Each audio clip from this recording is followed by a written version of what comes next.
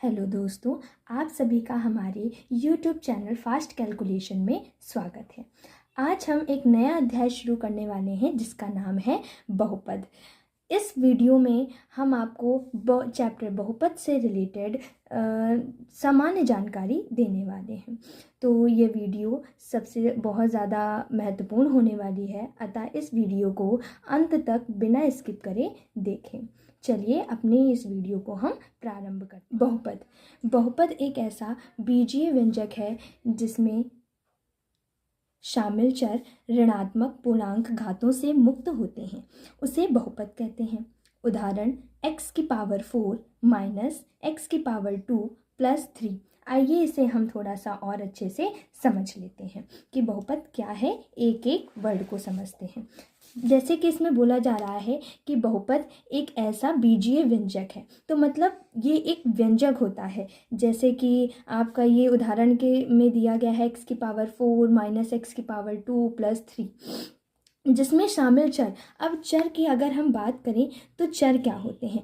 चर हमारे x, y, z अर्थात A to Z जितने भी हमारे अल्फ़ाबेट होते हैं वो सारे हमारे चर होते हैं। और इसी का एक दूसरा शब्द है अचर। अचर हमारे जितने भी नंबर्स होते हैं, मतलब 1, 2, 3, ये सारे हमारे क्या होते हैं? अचर होते हैं। तो अगर हम इसमें इस उदाहरण में देखें x की पावर 4 माइनस x की पावर 2 प्लस 3, तो इसमें जो चर पद है वो हमारा x है और अचर पद हमारा 3 है। अब देखते हैं क्या बोला जा रहा है आगे, जिसमें शामिल चर ऋणात्मक पूर्णांक घातों से मुक्त होते हैं। यानी कि जो चर है यहाँ पर x और x की पावर जो है, यानी घात, पावर को यहाँ पर हम घात बोल रहे हैं, जो घात है वो कभी भी हमारी ऋणात्मक नहीं होना चाहिए। अगर हम उदाहरण दें, मान लीजिए x की पावर -4, तो ये हमारा नहीं होना चाहिए, क्योंकि बहुपद में, किसी भी बहुपद में घात कभी भी माइनस में नहीं होती है, ऋणात्मक नहीं होती है। और एक और गुण होता है जिससे कि बहुपद नहीं होगा, अगर वो गुण होगा तो जैसे x की घात 2/3 दी गई है। 2/3 का मतलब क्या है? x की घात कभी भी भिन्नात्मक भी नहीं होनी चाहिए। अगर हमारे x की घात भिन्नात्मक है तो फिर वो हमारा बहुपद नहीं होगा। अतः बहुपद होने के लिए क्या क्या आवश्यक है कि बहुपद की घात कभी भी ऋणात्मक नहीं होनी चाहिए और बहुपद की घात कभी भी भिन्नात्मक नहीं होनी चाहिए। अब जैसे जो हमें उदाहरण दिया गया है, x की घात 4 माइनस x की घात 2 प्लस 3, अगर हम इस उदाहरण में देखें तो यहाँ पर ना तो बहुपद की घात ऋणात्मक है और ना ही बहुपद की घात यहाँ पर भिन्नात्मक है। अतः हम बोलेंगे कि ये एक बहुपद है, यह एक बहुपद है। आशा करती हूँ कि आपको बहुपद से बहुपद क्या होता है, इसको कैसे पहचाना जाता है, समझ में आ गया होगा। अब आगे हम देखते हैं बहुपद के प्रकार। बहुपद मुख्यतः 3 प्रकार के होते हैं। कौन कौन से? एकपदी बहुपद, द्विपद बहुपद और त्रिपद बहुपद। ये जैसा कि नाम से ही पता चल रहा है, एकपदी बहुपद, द्विपद बहुपद और त्रिपद बहुपद, तो बिल्कुल इनके नाम के जैसा ही इनका काम भी होता है और ये बहुत ज़्यादा आसान है। चलिए इनके बारे में भी हम पढ़ लेते हैं। एकपदी बहुपद, इस प्रकार के बहुपद में प्रत्येक बहुपद का केवल एक पद होता है, उन्हें एकपदी बहुपद कहा जाता है। उदाहरण 2x, 2, 5x क्यूब आदि। अब समझ लेते हैं कि एकपदी बहुपद क्या होते हैं। अगर आप देखें कि एकपदी बहुपद में जिसमें एक ही पद हो, फॉर एग्जाम्पल जैसे 2x मैंने लिखा तो यहाँ पर केवल एक ही पद है ना, कोई भी दूसरा पद नहीं है। अगर हम इसको लिख देते x + 5, तो यहाँ देखिए एक पद और 2 पद, यानी इस प्लस ने इस पूरे के पूरे बहुपद को कितने भागों में बांट दिया? 2 पदों में बांट दिया।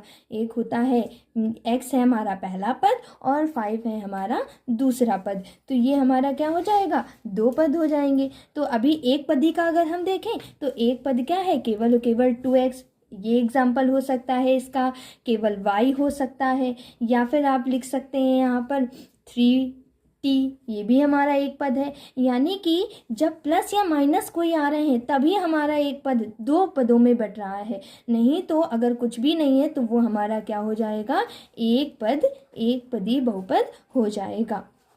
चलिए अब आगे हम समझ लेते हैं दूसरे प्रकार को, वो है हमारा द्विपद। द्विपद में क्या होता है, इस प्रकार के बहुपद में प्रत्येक बहुपद में केवल दो पद होते हैं, उन्हें द्विपद कहा जाता है। देखिए द्विपद को समझ लेते हैं। जैसे अभी हमने एग्जाम्पल दिया x+5, तो x+5 जो है वो हमारा द्विपद का उदाहरण है। कैसे, अभी मैंने आपको बताया कि ये जो बीच में प्लस लगा है इसने x और 5 दोनों को दो पद में बांट दिया। यानी कि अगर जैसे x 5x लिखा होता तो ये हमारा क्या हो जाता, एक पदी बहुपद हो जाता। लेकिन यहाँ पर क्या लिखा है, x+5, यानी कि पहला पद x है और दूसरा पद y है, तो ये क्या हो जाएगा, हमारा द्विपद हो जाएगा। तो ये हमारा द्विपद का उदाहरण है। और भी हम इस प्रकार से ले सकते हैं, मान लीजिए 2x³ + 1, ये भी हमारा क्या हो जाएगा, द्विपदी हो जाएगा। और अगर उदाहरण लें तो हो सकता है हमारा 3x⁵ + 9, ये भी हमारा क्या हो जाएगा, द्विपद हो जाएगा। तो इस प्रकार से आशा करती हूँ कि आपको द्विपद क्या होता है, उसको कैसे पहचाना जाता है, आप लोग समझ गए हों।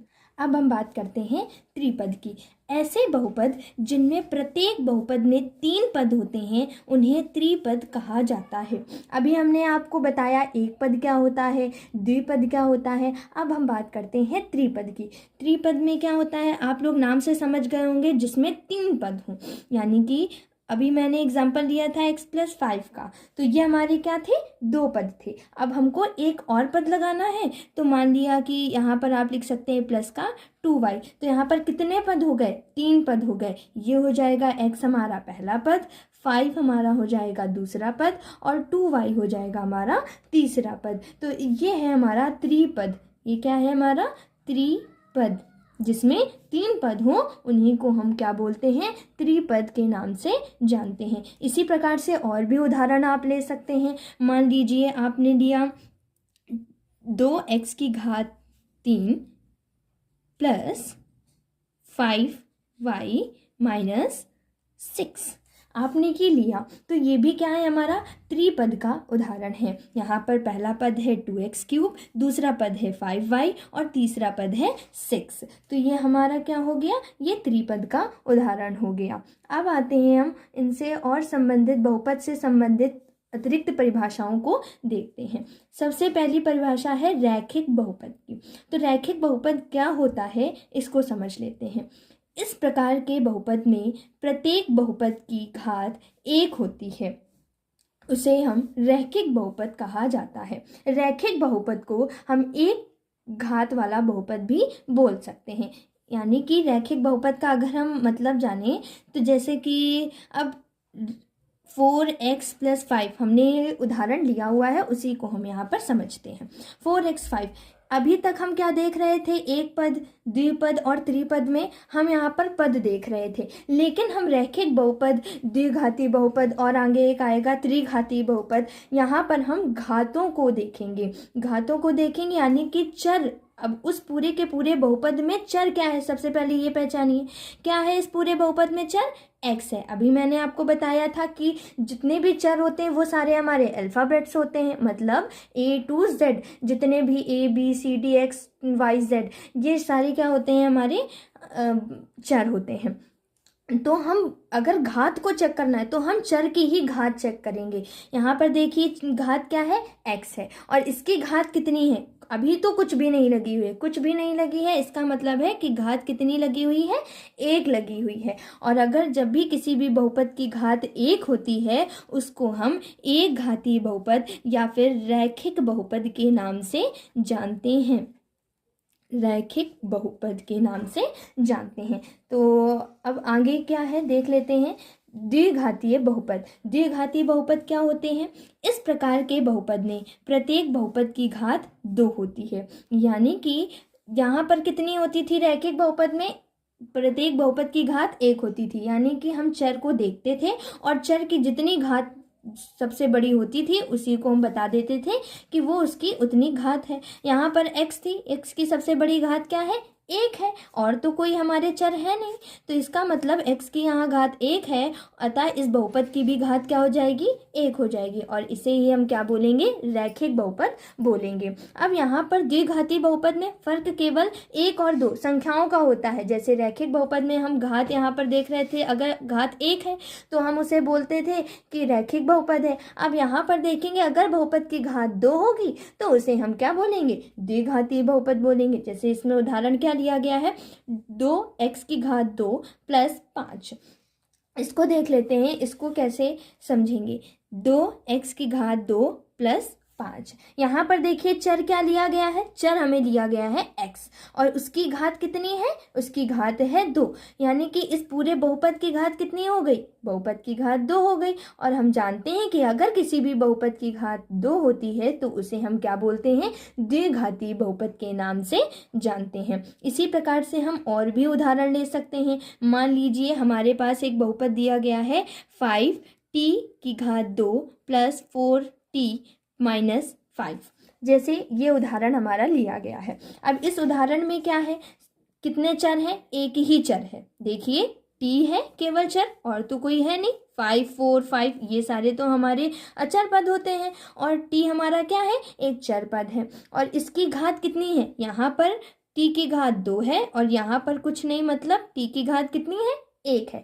अब आप ही बताइए यहाँ पर t की सबसे बड़ी घात क्या होगी? यहाँ पर t की सबसे बड़ी घात कितनी है? 2 है, अतः इस बहुपद की घात कितनी हो गई? 2 हो गई। और हमने अभी द्विघाती बहुपद में देखा है कि जिस भी बहुपद की घात 2 होती है उसे हम क्या बोलते हैं? द्विघाती बहुपद बोलते हैं। आशा करती हूँ आपको द्विघाती बहुपद समझ में आ गया होगा। चलिए अब हम देख लेते हैं त्रिघाती बहुपद क्या होते हैं। इस प्रकार के बहुपद में प्रत्येक बहुपद की घात 3 होती है। रैखिक बहुपद में अभी हमने देखा था घात 1 थी। द्विघाती बहुपद में मैंने देखा कि घात कितनी है? 2 है। अब हम त्रिघाती बहुपद में अगर देखें तो त्रिघाती बहुपद में घात कितनी होगी? 3 होगी। कितना तो आसान है, देखिए। अब इसमें उदाहरण क्या दिया गया है? 2x की घात 3 प्लस 1। अब यहाँ पर आप देखिए, यहाँ पर चर क्या है? सबसे पहले चर पहचानिए। चर क्या दिया गया है? चर है हमारा x, और इसकी घात कितनी दी गई है? इसकी घात 3 दी गई है। तो यानी कि इसका मतलब क्या हुआ? इस बहुपद की घात कितनी हो जाएगी? 3 हो जाएगी। और जैसा हमने आपको परिभाषा में बताया है कि जिस भी बहुपद की घात 3 होती है वो क्या होता है? त्रिघाती बहुपद होता है। तो अब इस बहुपद की घात कितनी है? 3 निकली, अतः हम क्या हो जाएगा? ये एक त्रिघाती बहुपद हो जाएगा। ऐसे ही आप और भी उदाहरण ले सकते हैं। मान लीजिए इसी का उदाहरण ले लेते हैं। इसमें क्या था? 2x cube plus 5y minus 6, ये हमारा था। अब इसमें देखिए चर क्या है? चर हमारे x और y हैं। हमको चरों से मतलब नहीं है, पद से मेन मतलब नहीं, हमारा मतलब है कि चर की घात सबसे बड़ी कौन सी है। तो यहाँ पर चर की घात कितनी लगी हुई है? 3 लगी हुई है। यहाँ पर चर की घात कुछ नहीं, मतलब कितनी होगी? 1 होगी। तो बताइए आप, यहाँ पर इस बहुपद की घात कितनी हो जाएगी? इस बहुपद की घात सबसे बड़ी क्या है? 3 है, अतः इस बहुपद की घात 3 हो जाएगी। और जब बहुपद की घात 3 होती है तो उसे क्या बोलते हैं? त्रिघाती बहुपद बोला जाता है। समझ में आया आप सभी लोगों के? देखिए आगे हम बढ़ते हैं। आगे हमारा टॉपिक है शून्य बहुपद। शून्य बहुपद क्या होता है इसे थोड़ा सा डिस्कस कर लेते हैं। शून्य बहुपद वह बहुपद होता है जिसमें सभी चर के गुणांक शून्य होते हैं। अब शून्य से समझ में आ रहा है कि चर के गुणांक शून्य होते हैं, यानी 0 है। अब देखिए इसमें चर के गुणांक, सबसे पहले तो ये वर्ड आया है हमारा गुणांक। अब क्वेश्चन ये हमारा उठता है कि गुणांक क्या होते हैं। हमें सबसे पहले गुणांक पता होना चाहिए, तभी हम पहचान पाएंगे कि शून्य बहुपद है या नहीं है। मान लीजिए हमारे पास लिखा हुआ है 2x। हमने आपसे कहा कि x का गुणांक बताइए, तो आपको शब्द से समझ में आ रहा होगा गुणांक का मतलब जो भी चर के गुणे में है। अब यहाँ पर देखिए आप, चर क्या है हमारा? x है या नहीं है। अब इस x के गुणे में क्या लिखा हुआ है, आप कहेंगे यहाँ तो गुणे का चिन्ह ही नहीं है, तो हम कैसे पहचाने। देखिए 2 और x लिखा हुआ है, कोई भी साइन नहीं है यहाँ पर, ना तो प्लस का है, ना माइनस का है, ना मल्टीप्लाई का है, ना डिवाइड का है। तो जब कोई भी आपको चिन्ह ना दिखे दो संख्याओं के बीच में, तो मतलब कि ये हमारा क्या हो जाएगा, गुणे का चिन्ह है। अब बताइए, अब तो आसानी से बता सकते हैं ना कि x के गुणे में क्या है, हमारा 2 है, अतः कि x का गुणांक क्या हो गया, 2 हो गया। इसी तरीके से और भी अगर हम उदाहरण लेना चाहें, मान लीजिए कि दिया हुआ है 5x की घात 7 प्लस 2x की पावर 4 प्लस 3, मान लीजिए ये दिया गया है। अब हमने आपसे बताया कि x की घात 7 का गुणांक बताइए, तो आप जल्दी से देखकर बताइए कि x की घात 7 के गुणे में क्या लिखा हुआ है। आप देख सकते हैं यहाँ पर क्या लिखा हुआ है, 5 लिखा हुआ है, अतः x की घात 7 का गुणांक क्या हो जाएगा, 5 हो जाएगा। गुणांक समझे या नहीं समझे। चलिए और हम एग्जाम्पल ले लेते हैं। हमने कहा कि x की घात 4 का गुणांक बताइए, x की घात 4 का गुणांक बताइए। तो बताइए जल्दी से, x की घात 4 कहाँ है इस बहुपद में, ये है x की घात 4, और इसके गुणे में क्या लिखा हुआ है, 2 लिखा हुआ है। तो यानी कि x की घात 4 का गुणांक क्या हो गया, आप x की घात 4 का गुणांक 2 हो गया। आशा करती हूँ आपको गुणांक निकालना आप लोग गुणांक निकालना समझ गए होंगे।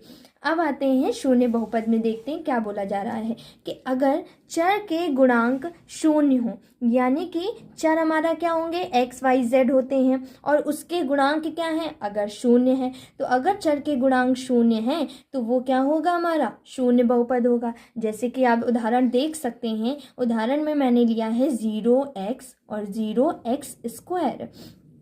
0x में अगर हम बात करें तो 0x में बताइए चर क्या है, जल्दी से देखकर आप देखेंगे कि x हमारा क्या है, चर है, और इसके गुणे में क्या लिखा हुआ है, 0 लिखा हुआ है, अतः x का गुणांक क्या हो गया, 0 हो गया। अब इस चर का गुणांक अगर 0 है तो ये क्या हो जाएगा, 1, ये हमारा एक शून्य बहुपद हो जाएगा, शून्य बहुपद हो जाएगा। अब इसी प्रकार से हम 0x² में देख लेते हैं। यहाँ पर घात कितनी भी लगी हो, हमको क्या देखना है कि चर क्या है, चर हमारा क्या है, x² है, और इसके गुणांक में क्या लिखा हुआ है, 0 लिखा हुआ है, यानी शून्य लिखा हुआ है। अगर x² का गुणांक शून्य है तो यानी कि हम बता सकते हैं कि ये एक क्या है, हमारा एक शून्य बहुपद है। ऐसे ही हम और अगर उदाहरण लेना चाहें तो ले सकते हैं। मान लीजिए कि 0x की पावर 10, तो x की घात यहाँ कितनी है, 10, लेकिन हमने देखा है कि हमें घात से लेना देना ही नहीं है, हमें किससे लेना देना है, हमें उसके गुणांक से लेना देना। और किसके गुणांक से लेना देना है, चर के गुणांक से लेना देना है। तो चर क्या है हमारा, जल्दी से देखिए, हमारा चर क्या है, x है, और उसका गुणांक क्या दिया गया है, शून्य दिया गया है। तो आप जल्दी से पहचान जाएंगे ना कि ये कैसा एक बहुपद है, ये हमारा एक शून्य बहुपद है। तो आशा करती हूँ कि आपको ये पूरा वीडियो समझ में आया होगा। अगर आपको कोई भी प्रॉब्लम हुई हो, कोई भी दिक्कत आई हो, तो आप हमसे कमेंट में पूछ सकते हैं। Thank you.